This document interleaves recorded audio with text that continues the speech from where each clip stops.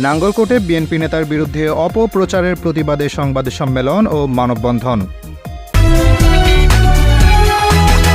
দেশ বাংলা নিউজ 24, সময়ের সাথে তারুণ্যের পথে।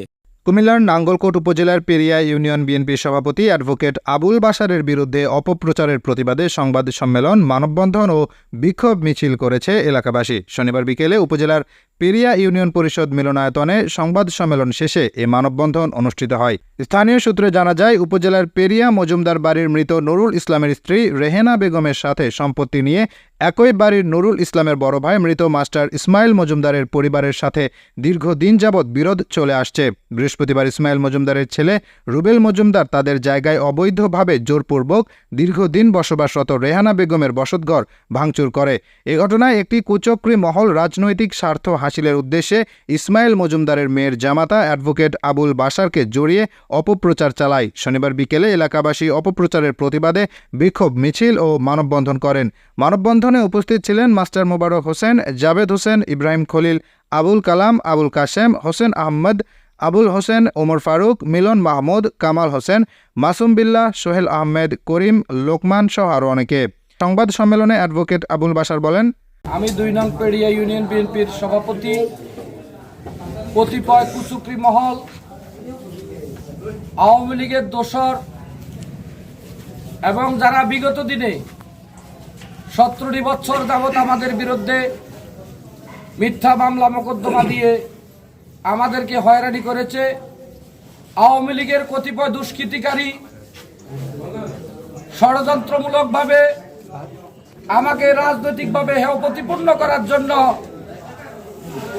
14/7/2024 তারিখ আমাদের কুমিল্লা দৈনিক পত্রিকার মাধ্যমে আমার বিরুদ্ধে একটা সংবাদ প্রচার করা হয়েছে।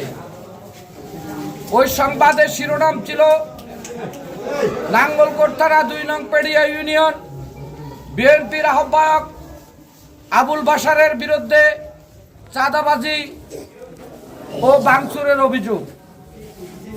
ওইখানে তারা যে নিউজ করেছে, ওই নিউজটা সম্পূর্ণরূপে মিথ্যা এবং সম্পূর্ণরূপে বানোয়াট। এই ইউনিয়নে আমি দীর্ঘদিন থেকে ছাত্র রাজনীতি থেকে শুরু করে আমি যুবদল, ছাত্রদল, বর্তমান 2 নং পেরিয়া ইউনিয়নের বিএনপির সভাপতি হিসাবে দায়িত্ব পালন করে এসেছি। এই বিগত দিনে এই ইউনিয়নের একটি লোক যদি বলতে পারে যে আমি কারো নিকট চাঁদা দাবি করেছি বা আমি কারো বিরুদ্ধে জুলুম করেছি, আমি কারো উপর অত্যাচার করেছি সাংগঠনিকভাবে, তাহলে আমার বিরুদ্ধে ব্যবস্থা নিতে পারবেন। কোনো নাম না দিয়ে রেহানা বেগম নামক এক মহিলার নাম দিয়ে রেহানা বেগমের অভিযোগের মাধ্যমে যে আমার বিরুদ্ধে সাংবাদিকদের দিয়ে যে নিউজ করা হয়েছে, এই নিউজের বিরুদ্ধে আমার এলাকার 2 নং পেরিয়া ইউনিয়নের বিএনপি ছাত্রদল ও যুবদল সংগঠিত হইয়া তারা প্রতিবাদ জ্ঞাপন করছে। এবং তারা আজকে যে কাগজে উঠেছে, ওই কাগজের সাংবাদিকদের সবাই ফোন করে জানতে চেয়েছে যে আপনারা কিভাবে এই সংবাদ কার মাধ্যমে সংগ্রহ করেছেন।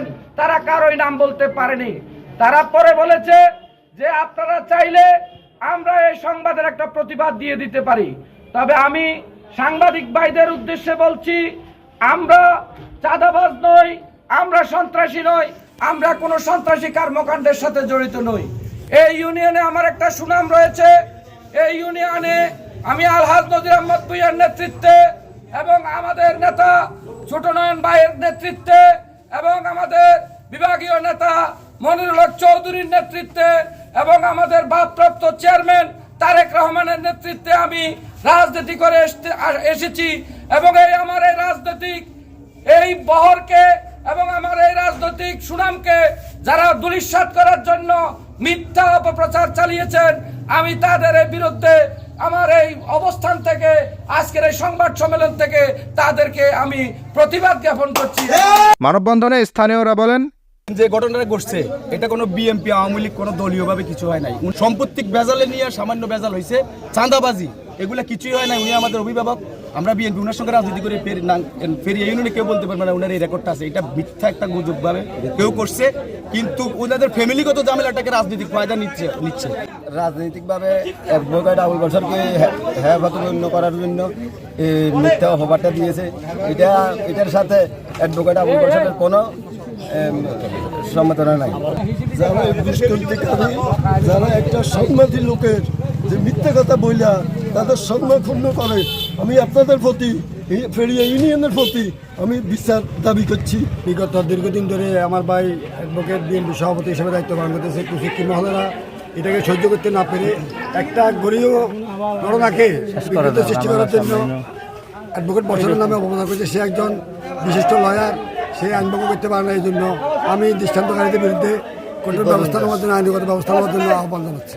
বর্ষরের চরিত্র এমন না সে এলাকাতে কখনো এই চাঁদাবাজি করছে, এরকম চরিত্র বর্ষরের নয়। বর্ষর আমার ছোট ভগ্নিপতি, তার সাথে আমার রাগ অভিমান থাকতেই পারে, তাকে আমি ক্ষমাও করতে পারি, বাবা তাকে আমি শাসনও করতে পারি, কিন্তু কোনো ধরনের চাঁদাবাজি তাকে রাজনৈতিকভাবে হেয়প্রতিপন্ন করার জন্য বলা হয়েছে। তবে এটা আমাদের একান্ত পারিবারিক বিষয়, সেটা আমরা বর্ষরকে এখন পর্যন্ত ঢাকও দিই নাই যে তুমি কেন আসছে। আমরা এই বিষয়ে আমরা আমাদের চাচাতো ভাই রুবেলকে আমরা জিজ্ঞাসা করবো গ্রাম থেকে, কিন্তু আমরা বর্ষরকে এখানে প্রশ্ন করার জন্য নাই। আর বর্ষর এখানে কোনো চাঁদাবাজি করে না। ভুক্তভোগী রেহানা বেগম বলেন, এটা তো কোনো জানে না, আমার ঘর দুয়ার ভাঙছে এটাই তো জানে। আমি ডাক দিছি, হেরা তো আমার ডাক শুনলো না, সব ভাঙি আনার সামান করি রুবেলেরে দেখছি আর খুকুন কয়ে ইগেরে দেখছি, ও আন্দার গে আত্ম আমি মানুষ নিয়ে হেবড়া রুবির জন্য লোক লই দিছি। না না, আমি মিথ্যা কথা কইতে না। কোনো চাঁদা চাইছে নি? না না না, চাই নাই। না। আর যে গতকালকে যে নিউজ প্রকাশ হচ্ছে এই বিষয়ে আপনি কোনো সংশ্লিষ্ট আছেন? না না না এই সম্পদ কি আপনি প্রচার করছেন? না না, আমি আপনাকে কেউ কোনো পেশাদ দিয়ে বয় ভীতি দেখাই এখানে আনছে? না, আমার কাছে কেউ আই না, আমি তো এসবগুলোর কাছে আটকে আছি। আপনি কি স্বেচ্ছায় এখানে আইছেন? হ্যাঁ। এ ব্যাপারে নাঙ্গলকোট থানার অফিসার ইনচার্জ AK ফজলুল হক বলেন, বিষয়টি নিয়ে অভিযোগের আলোকে ঘটনাস্থলে পুলিশ পাঠিয়েছি। স্থানীয়ভাবে বিষয়টি আপোষ মীমাংসার চেষ্টা চলছে। দেশ বাংলা নিউজ 24, সময়ের সাথে তারুণ্যের পথে।